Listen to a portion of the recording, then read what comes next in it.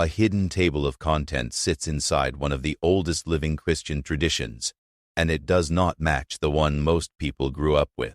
A Bible with books many others trimmed away. A canon that preserved ancient voices when empires forgot them. In the highlands of Ethiopia, monks turned pages and copied by lamplight, while kingdoms rose and fell, and those pages include a book that millions only hear whispered about. Enoch, not as a fringe extra, not as a footnote, but as scripture in a canon of 81 books, copied in the sacred language of Ge'ez, read in churches whose walls were carved straight into the mountains.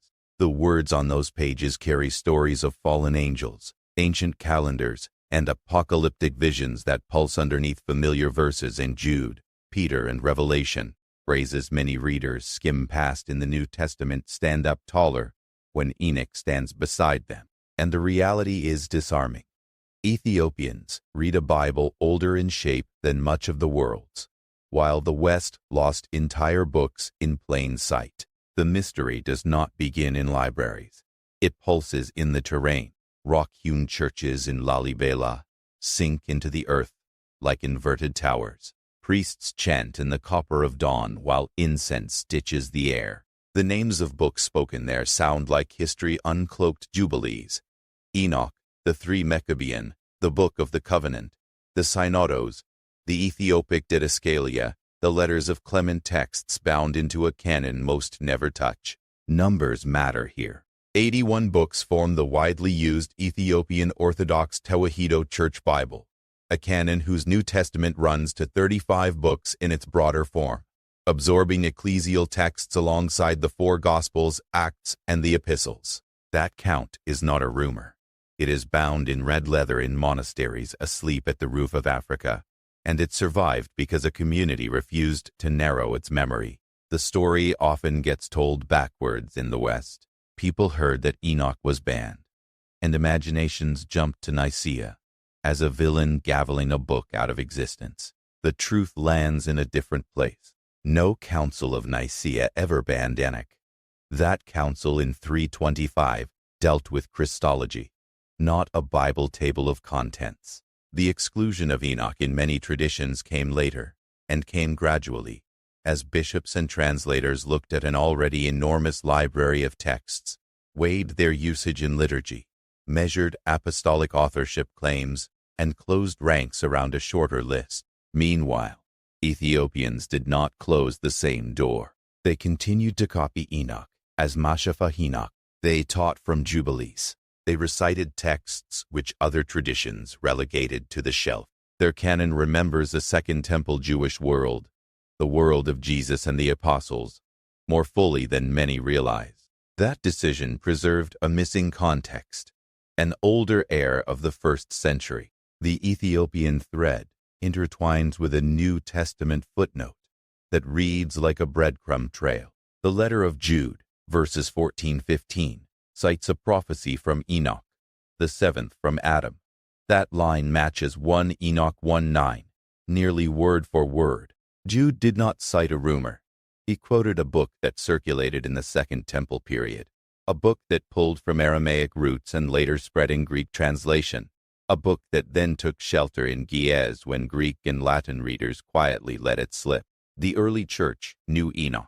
Tertullian in Carthage argued for its authority in the late 2nd and early 3rd centuries, even while admitting many did not accept it as scripture. Some Christians loved it, some read it with caution, some avoided it. Ethiopia canonized it. When Europe forgot it, Ethiopia kept it safe.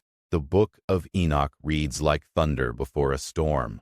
It begins with the Watchers, a group of angels who descended in the days of Jared onto Mount Hermon, swearing an oath together. Their names surface like something long subducted: Semiaza, Azazel, Asael, Barakiel, Kokabiel, Arakiel, Shamsiel. The narrative explains Genesis 6's cryptic line about sons of God and daughters of men, not as poetry, but as a transgression with consequences. The Watchers taught forbidden arts to humanity: metallurgy and weapon-making, enchantments, and astrology, root cutting, and cosmetics. The text does not present eyeliner as neutral. It packages beautification with seduction and violence as part of a world spiraling out of order. Giants Nephilim arrive in the wake of this union, devouring the earth, then people, then each other. Creation shudders. The earth cries out to heaven. Urged by the cry, 4 archangels step forward. Michael, Gabriel, Raphael. Judgment drops hard. Azazel, singled out for teaching iron and war, is bound and cast into a desert pit. The angels who transgressed are chained under hills until the great day of judgment. The flood arrives not merely as rain, but as cosmic justice. The shape of hell in Enoch's vision looks eerily familiar. A fiery abyss, a lake prepared for the rebellious, stars imprisoned, as if they were living beings. Because in ancient cosmology, stars are not cold gases, but obedient heavenly powers unless they revolt. The language slides into the New Testament with surprising consonants. 2 Peter 2:4, for example, speaks of angels cast into Tartarus, a Greek term for the deepest pit echoing Enochian geography. More than anything in the standard Hebrew Bible, Enoch's stage was already built when the apostles stepped onto it. The architecture of Enoch is not a single book but a library. The Book of the Watchers, chapters 136. The Book of Parables or Similitudes, 3771. The Astronomical Book or Book of the Luminaries, 7282. The Dream Visions, or Animal Apocalypse, 8390.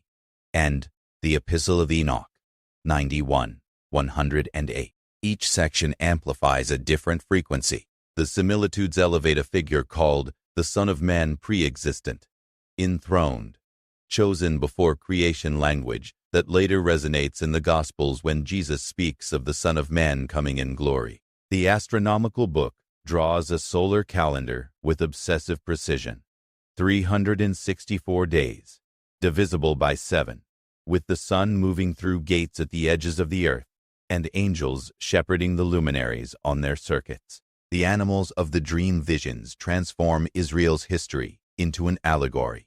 Humans appear as animals, sheep for Israel, bulls for patriarchs, eagles and lions for empires, until a glorious house is rebuilt and the fallen are judged. Beneath the poetry runs a conviction. The world is not a chaos. It is an ordered place, overseen by God, warped by rebellion, and destined for rectification. This is where controversy sharpens. Enoch's angelology is not minimalist. Its revelations walk right up to the line of what many bishops in the 4th and 5th centuries could comfortably authorize. Pseudepigraphy, the ancient practice of attributing a work to a revered figure from the distant past, also raised alarms. Enoch lived 7 generations from Adam according to Genesis. Enoch could not have written texts that reflect Hellenistic and late Second Temple Jewish vocabulary and concerns. The early communities understood that. They valued a text theology and usage more than modern ideas about authorship. But by the time canon lists were congealing in Greek and Latin churches, pseudepigraphy was a liability. In the West, the Decretum Gallicanum, a 6th century Roman text reflecting earlier judgments, ultimately labeled Enoch Apocryphal. The lines tighten. Curiosity about angels and cosmic calendars became suspect in liturgical settings, buzzing with Christological debates, episcopal politics, and the push for doctrinal clarity. Many traditions quietly set Enoch down. Ethiopia did not. The pathway that carried Enoch from ancient Judea into Ethiopian hands involves the kinds of twists that explain how a book can vanish in one world and live in another. Judaism in the Second Temple period produced massive literature outside the Hebrew Bible. 1. Enoch, Jubilees, Tobit, Sirach, Wisdom of Solomon, the Testaments of the 12 Patriarchs. Greek-speaking Jews often read these texts alongside the Law and Prophets, and the Dead Sea Scrolls at Qumran confirmed that Enoch and Jubilees were beloved, copied and argued over by Jewish communities before the time of Jesus. Aramaic fragments of Enoch fell out of Cave 4, like keys to a lost library. The scrolls showed Enoch was not a Christian invention. It was a Jewish voice, older than the Gospels, and it spoke forcefully about angels, calendars, and judgment. Early Christians inherited that shelf. St. Jude cited Enoch explicitly. 2 Peter alluded to it. The Epistle of Barnabas reflected similar currents. The Shepherd of Hermas breathed apocalyptic air. 2nd century writers debated Enoch's status. Tertullian of Carthage defended it as inspired, arguing that since the Apostle Jude used it, its authority stood, even while acknowledging many doubters. Clement of Alexandria and Origen knew it, and mined it, but in Greek and Latin communities, Enoch never made it into the formal, liturgical reading cycles the way Isaiah or the Gospels did. Over time, interest cooled, manuscripts thinned, and the book slipped away, surviving only in quotes and fragments in Greek and in a complete form in Ge'ez in Ethiopia. Ethiopians knew their text by its own life. Christianity took root in the Aksumite kingdom in the 4th century. Odysseus and Frumentius, Syrian Christians, shipwrecked and taken to the royal court, grew up in Aksum.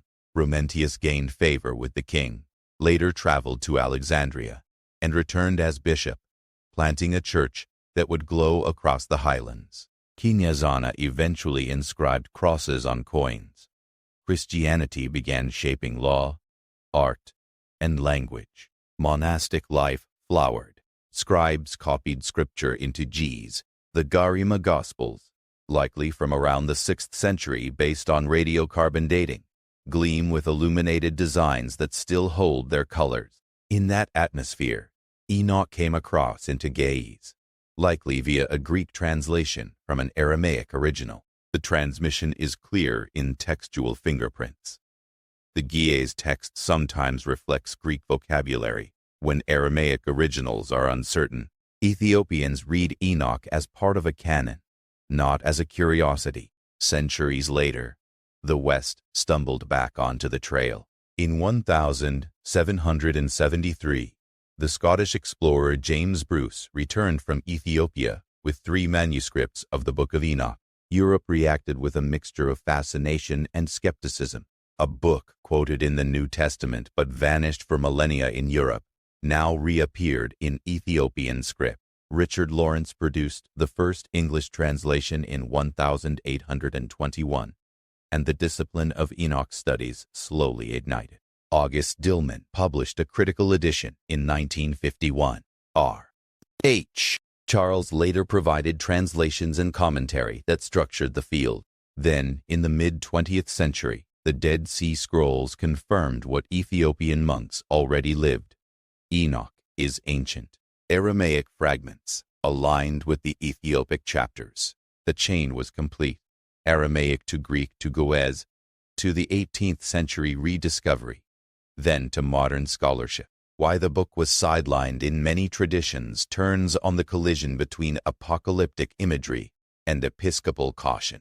Angelic transgression stories invited speculation that bishops feared would spiral. The emphasis on revealed calendars clashed with diverse practices around feasts and fasts already in place across regions. Pseudepigraphal authorship raised doubts just as canons hardened. In the West, Jerome and Augustine steered readers toward texts with stable Hebrew originals for the Old Testament, and apostolic authors for the New. Tobit and Judith squeaked in for some. Enoch did not. In the East, Athanasius's 367 festal letter defined a narrow list of canonical books for reading in church, while permitting other writings for private instruction. Enoch sat outside that boundary. The Decretum Galatianum later named it apocryphal. None of this looked like cinematic banning with bonfires and alarms. It looked like lists, letters, and gradual neglect. Ethiopia's canon took a different path. The Tewahedo Church's Bible kept Enoch and Jubilees in the Old Testament. It included 1-3 Maccabean, distinct from the Greek 1-4 Maccabees found in other traditions.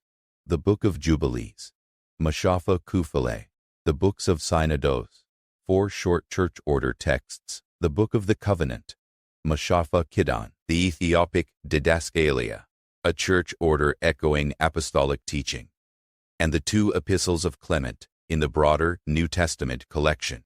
That architecture did not arise from poaching. It crystallized inside Ethiopian history, monastic usage, and liturgical rhythms. Ethiopians did not merely read Enoch. They sang from a forest, where Enoch is one tree among many. Here is a thread that often shocks readers. Enoch and Jubilees lock their eyes on a solar calendar of 364 days. The Book of the Luminaries lays it out with detail, obsessive enough to make a modern astronomer nod at the internal logic even while dissenting from the cosmology. 4 seasons of 91 days each, with intercalations structured to keep festivals from drifting. The sun moves through 6 eastern and 6 western gates, entering one and exiting another, supervised by angels, so that days lengthen and shorten with the season. The calendar is not a throwaway. It is a theological claim. Time itself is supposed to mirror heavenly order. The Qumran community, custodians of many Enoch and Jubilees fragments, followed a 364-day calendar and scheduled priestly service by a fixed pattern. This calendar keeps Passover on the same weekday every year, streamlining ritual cycles and aligning earthly worship with celestial regularity. Jubilees makes the stakes explicit. Deviating from the correct calendar corrupts festivals and derails covenant fidelity. These claims clashed with diverse Jewish and later Christian calendar practices elsewhere. Ancient Judaism witnessed debates over lunar versus solar timekeeping. Rabbinic Judaism codified a lunisolar calendar. Early Christians splintered for centuries over the date of Easter, with the Quartodeciman controversy as one fiery example. The Ethiopian Church later adopted its own calendar, influenced by Alexandrian computations, not Enoch's 364-day system. Even so, the imprint of a cosmic calendar lingers in Ethiopian tradition's love for ordered time-fasting cycles, saint days, and liturgical season. The calendar taught that time itself is sacred geography. The insistence on order might have threatened bishops who policed doctrinal boundaries. Rival calendars carried rival loyalties. The Book of Jubilees, another Ethiopian canon mainstay, retells Genesis and the first chapters of Exodus with novel specificity. It parcels history into Jubilee cycles, 49-year blocks binding time into covenant packages. It fills gaps with names and backstories, placing the narrative under the voice of an angel, dictating to Moses on Sinai.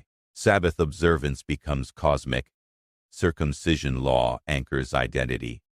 Dietary laws radiate from Eden forward. Jubilees maps the geography of Eden, assigns angelic guardians to nations, and insists that Abraham kept commandments long before Sinai. The text amplifies themes that echo through Judaism and Christianity: holiness in time, the weight of covenant, the shape of sacred space. It shares Enoch's aversion to heavenly beings, stepping past their bounds, naming watchers and warning against mixing categories God separated.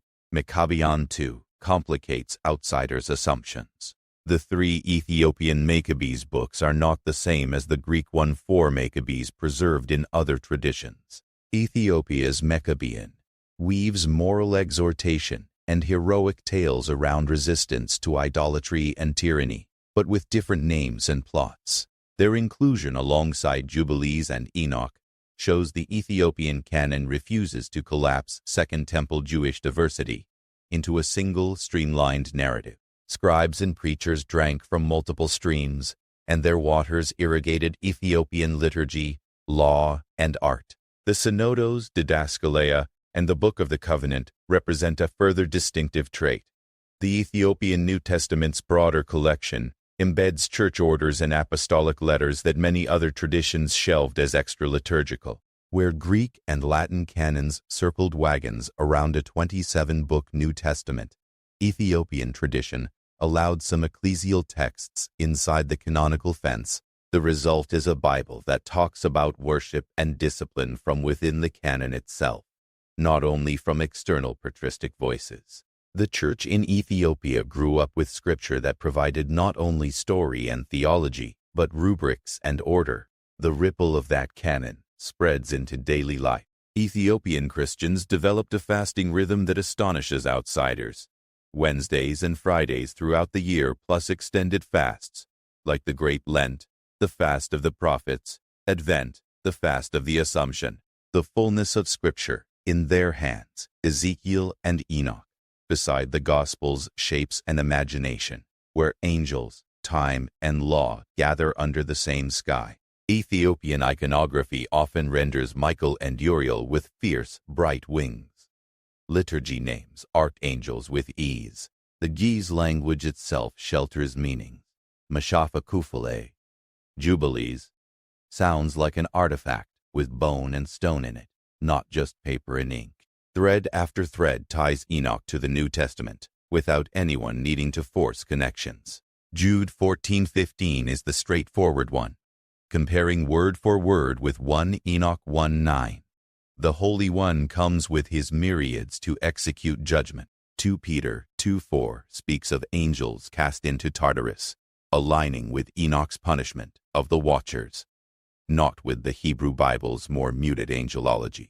1 Peter 3:19-20 references Christ proclaiming to spirits in prison who disobeyed in the days of Noah, again echoing Enoch's timeline of angelic rebellion and flood. Revelation's portrait of the stars as living agents and the abyss as a locked pit intersects Enoch's cosmos. Even the title, Son of Man, over and above Daniel 7, feels at home in the similitudes of Enoch, where the Son of Man is pre-existent, hidden with God, destined to judge and vindicate. Early Christians spoke this language because it was in the air. Enoch shows what that air smelled like. Church fathers kept finding Enoch in the margins of their thoughts. Tertullian argued vigorously for Enoch's inspiration, while acknowledging its inability to win universal acceptance. Clement of Alexandria referred to Enoch in the Stromata. Origen, always reading widely, noted Enoch's traditions, even when he pulled back from granting full authority. The text spread, then receded, keystoned into Christian theology, even as canons parsed it out. By the time Athanasius and later councils hardened a canonical list for liturgical reading, Enoch had slid into the category of useful but not scriptural in many places, while Ethiopians moved it inside their inner circle. The rediscovery arc is cinematic in its own right. After James Bruce, the scholarly fuses burned bright. Richard Lawrence's translation reintroduced Enoch to English readers in 1921. August Stillman's critical work in 1951, and R.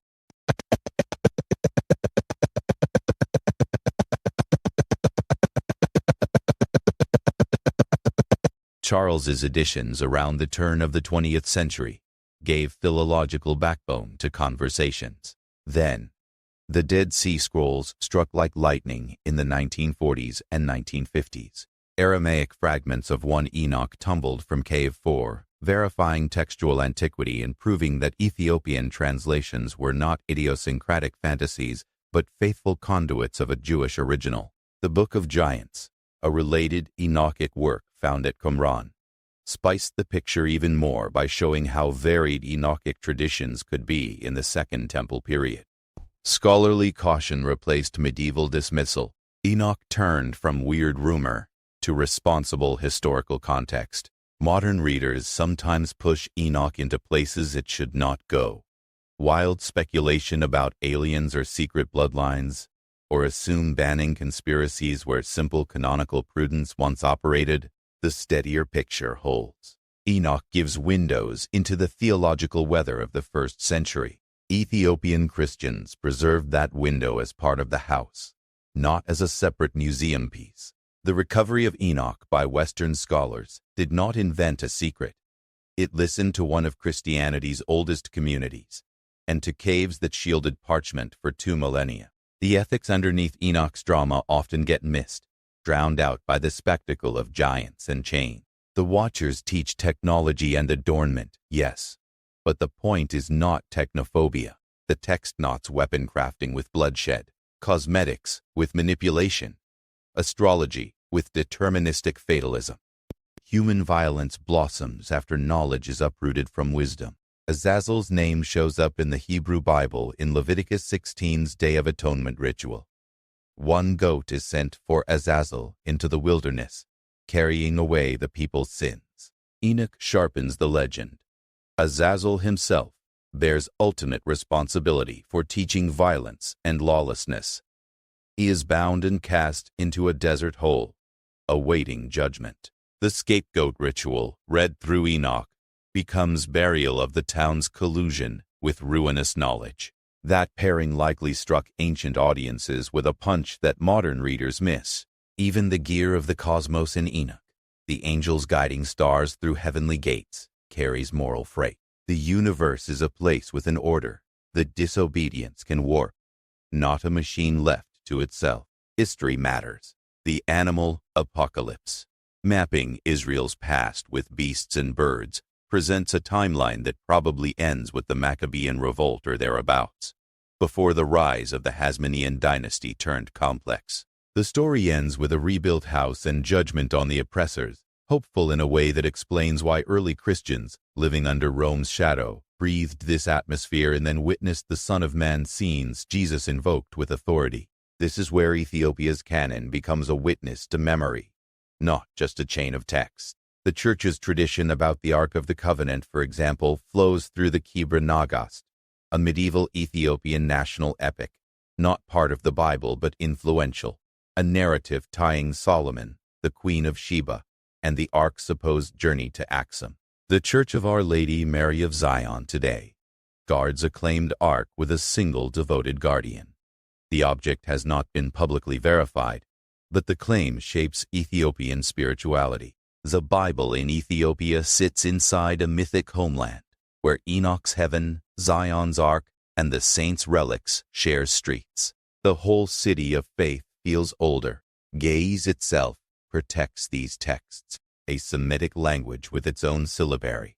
Ge'ez carried scripture and liturgy even as Amharic and Tigrinya dominated daily speech. That preservation created a vault no empire cracked. While Western Europe reordered its canon and sometimes folded ancient books into apocrypha appendices, Ethiopian monasteries copied Enoch and Jubilees in the same hands that wrote the Gospels. The result is an unbroken reading. Priests chant passages whose echoes people in other lands only hear when they read footnotes. Credibility does not rest on exoticism. It rests on details. The Ethiopic one, Enoch, divides into 5 books with chapter ranges preserved in manuscript tradition. It aligns with Aramaic fragments from Qumran that show sections of the Book of Watchers, the astronomical book, and the dream visions. The similitude section lacks a Qumran Aramaic witness, leading some scholars to posit a later date for that section, maybe 1st century BCE or CE, while others caution that absence in caves does not equal late authorship. The Ge'ez translation likely came via Greek. That is why names sometimes appear in forms closer to Greek phonetics than to reconstructed Aramaic. The stateliest early church lists in Greek and Latin omit Enoch. Ethiopian canon lists include it. The Decretum Galasianum calls Enoch apocryphal. Tertullian calls it prophetic. Jude quotes it. Most churches today do not canonize it. These are not mysteries. They are data points. The Ethiopian Orthodox Tewahedo Church's 81-book Bible includes a broader New Testament, traditionally listing the 4 books of Synodos, Sirete Sion, Te'ezaz, Gitzo, Abtalis, the Book of the Covenant, the Ethiopic Didaskalia, and the Ethiopian Clement, 2 letters, alongside the standard 27. The Old Testament includes the usual books, plus Enoch, Jubilees, the 3 Maccabean, and other writings like 1-4 Ezra in forms particular to the Ethiopian tradition. Terminology shifts across languages and centuries, but the slender reality remains solid. Texts dismissed elsewhere are read in church in Ethiopia.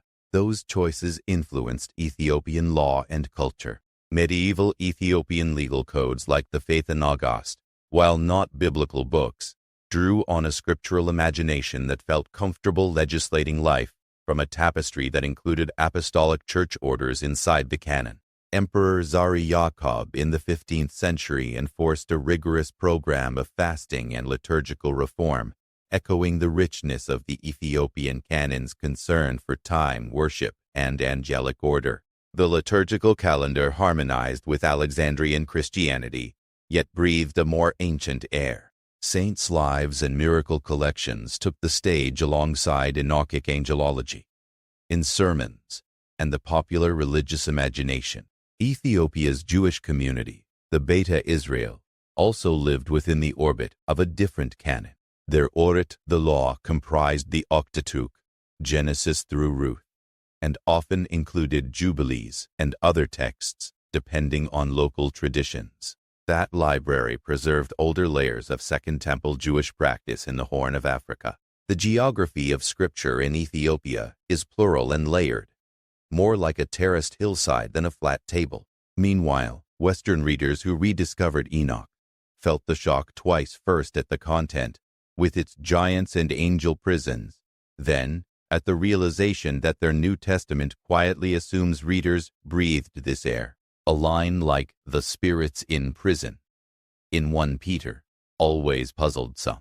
Enoch hands over a map. Revelation stars falling and the abyss opening feel less like creative flourishes and more like deliberate citations from a shared apocalyptic language. The Sermon on the Mount's focus on purity of heart and the Lord's Prayer's appeal for deliverance from the evil one, spoken into a world where watchers taught weapon-making and adornment for manipulation, ring with a higher ethical pitch. The phrase "banned book" carries a thrill, but the reality in church history often involves quieter mechanisms. A book falls out of liturgical reading.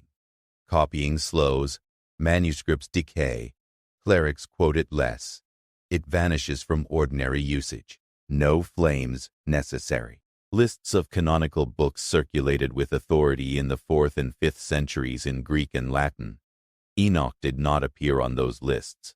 In the West, suspicion hardened with the Decretum Gilasianum. In the East, similar caution prevailed. Yet in Eritrea and Ethiopia, monks ran their fingers over Enoch's text weekly. The silence elsewhere does not equal a conscience plot. It reflects streamlining in a time of theological consolidation.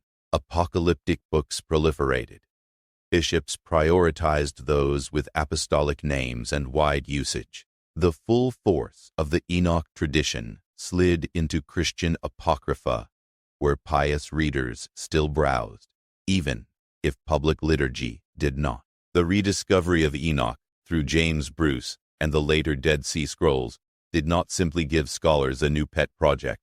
It restored context to Scripture itself. Jude now reads as a text anchored in a broader literature. Peter's references gain traction. Revelation stands planted in the apocalyptic strand that winds from Daniel through Enoch, not out of thin air. The Gospel's title, Son of Man, when read alongside Enoch's similitudes, shows a tradition where that figure is pre-existent, enthroned, and destined for judgment. The New Testament authors did not invent their language. They inherited it. Ethiopia's canon refused to amputate those older limbs. Authority and tradition remain complicated, and the Ethiopian church itself never claims to be exotic. Priests say their prayers. Families fast. Baptisms wash the old away. The Eucharist feeds the heart. Their canon breathes the same Christ the apostles preached. It simply adds to the background music many forget. Enoch's warnings about rebellious knowledge, Jubilee's calendar zeal, Maccabean's anti-idolatry fire each note sharpens the larger song. Some readers lean into Enoch's imagery for conspiracies. Ethiopian tradition never does. The books focus on moral erosion, the abuse of knowledge, and the heavy hand of God's justice anchors its visions. Chains clank in Enoch so that mercy can mean something. Ethically, the text reads like a manual against technological arrogance and cosmetic vanity. When they detach from wisdom, It affirms that truth does not fear the heavens. It fears human hands that twist instruction into domination. The Ethiopian Bible's secrets do not insult other traditions. They complete a historical picture. Western Christians often tell the story of the Bible's formation as if it marched in tidy lines. The Ethiopian canon shows something older and more gradic. Books accepted because they were read, sung, and memorized across centuries in a community that measured inspiration by use and holiness by fruits. In that economy, Enoch and Jubilees did not feel like risks. They felt like inherited light. The West, by contrast, fenced its canon for stability and universality across vast multinational churches and imperial borders. Neither approach feels arbitrary. Both tracked the needs of their times. When modern readers and other traditions open Enoch now, curiosity becomes awareness. The verses they knew find their roots. Ancient debates over angels and calendars transform into interpretive tools rather than puzzles. The cosmic order Enoch sketches, angels stewarding luminaries through gates at the edges of the world, reads symbolically with modern astronomy in view without losing its force. The heart of the text claims that time and stars obey a law higher than human will. That claim crosses centuries without blushing. The story of how Enoch was banned becomes less a scandal and more a study in how communities shape their reading lists. There is no single table of contents handed down on stone to every church from the first century. There are canons formed by councils, letters, local usage, and the hard labor of scribes. Ethiopians held a wider net, others narrowed. The consequences reverberate today. A person raised on a 66-book Bible, a 73-book Bible, or an 81-book Bible does not just read different pages. They breathe different air. The next steps for anyone hungry for this ancient oxygen sit plainly on the shelf. 1 Enoch translated into English with notes. Jubilees alongside Genesis. Introductions that place Jude, Peter, and Revelation into the Enochic world. Histories of the Ethiopian canon that map its 81 books with clarity. Scholars like R. H. Charles cracked the door. The Dead Sea Scrolls flung it wider. Ethiopian priests kept that door open before anyone else remembered it existed. The implications across faith and culture unfold slowly. Art picks up new images of the Son of Man drawn from the similitudes. Sermons on Jude land with fresh weight. Conversations about technology and ethics hear Enoch's caution, without dismissing innovation. Even pop culture that flirts with fallen angels and watchers finds itself reined in by Enoch's relentless moral spine. The book ends not with a fetish for secrets, but with a call to righteousness under the eye of a God who sees.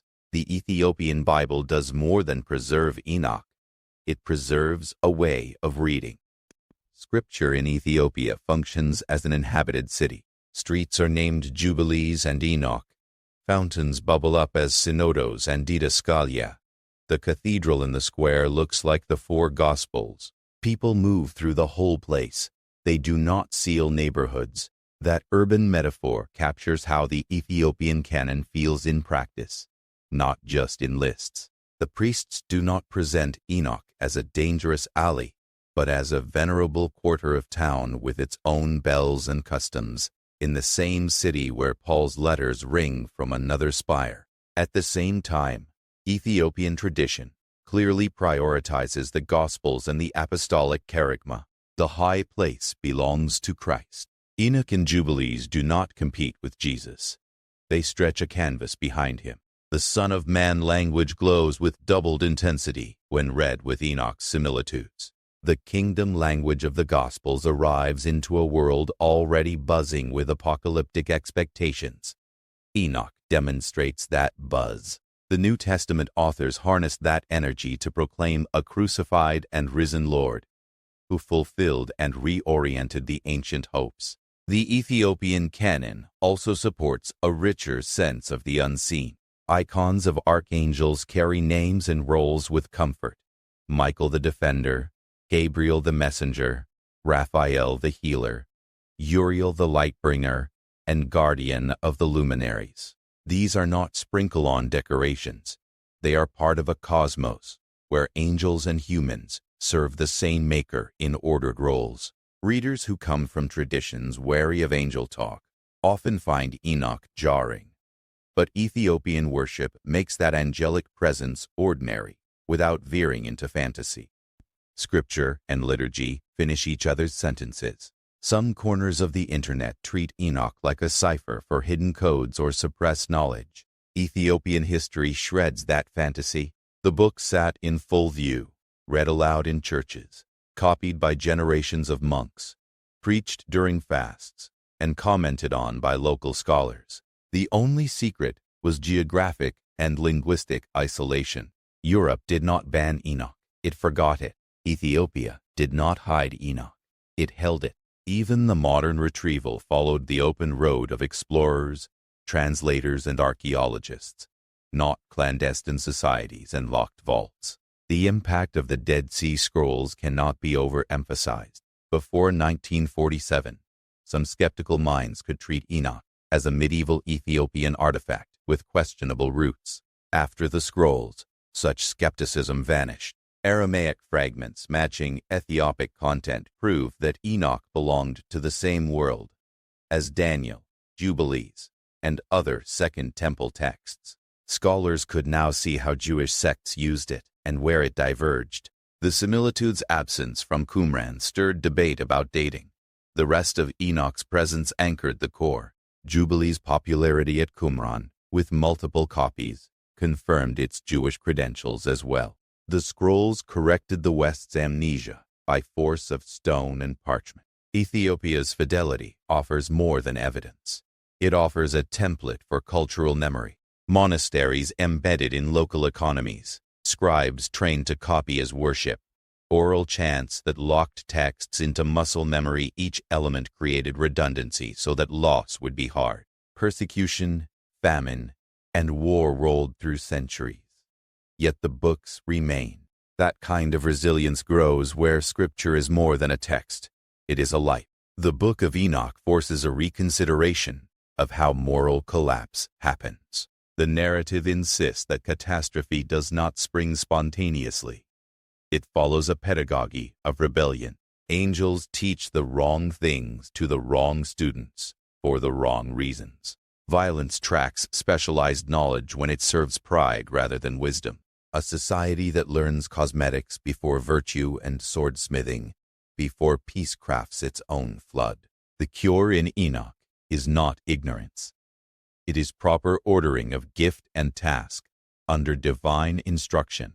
That reading fits cleanly with the Proverbs and with the Sermon on the Mount. Enoch simply paints the stakes in giant-sized silhouette. Small details ripple outward. The oath sworn on Mount Hermon becomes a place-name legend. Hermon's association with transgression casts a shadow forward in time. The prison for the stars in Enoch resonates with Revelation's imagery, where a star falls and opens a bottomless pit. The tree of life appears in Enoch as a future gift, then, in Revelation, as a leaf for the healing of nations. The 70 shepherds in the animal apocalypse, rulers who mislead Israel, prefigure the chronic disappointments of empire that the New Testament narrates in a key pitch to Rome. The Son of Man, enthroned in Enoch, then becomes the Son of Man, identifying himself as Lord of the Sabbath and suffering servant in the Gospels. The same phrase moves from courtly vision to cruciform paradox. Ethiopia's living embrace of Enoch keeps this entire grammar close at hand. In environment after environment, Orthodox, Catholic, Protestant sermons draw on the Old and New Testaments. Ethiopian sermons do, too, but add Enoch and Jubilees as familiar furniture in the room. The moral frameworks of Ethiopian Christianity reflect that full room. Emphasis on stewardship of time, on the order of worship, on respect for angelic hierarchies, on disdain for idolatry, and on the deep seriousness of sin and judgment. These traits ring with voices from the wider canon. The weight of all this presses toward a simple conclusion. The so-called secrets of the Ethiopian Bible are not esoteric curiosities. They are reminders that Scripture lived in ecosystems. Many communities pruned. Ethiopia let more branches grow. Enoch speaks again, not to unravel the gospel, but to make its horizons taller. The sense of ban becomes less an accusation and more a map of choices. Some traditions kept lean, one kept full. A single image closes the circle. A Judean scribe in the 3rd century BCE copies lines about the watchers by oil lamp. A monk in Axum in the 7th century copies the same lines in Ge'ez while rain beats on a tin roof. A Scottish explorer in 1773 cradles that same book on the deck of a ship in the Red Sea. A student in 2025 underlines Jude's citation, while Enoch lies open beside it. The chain did not break.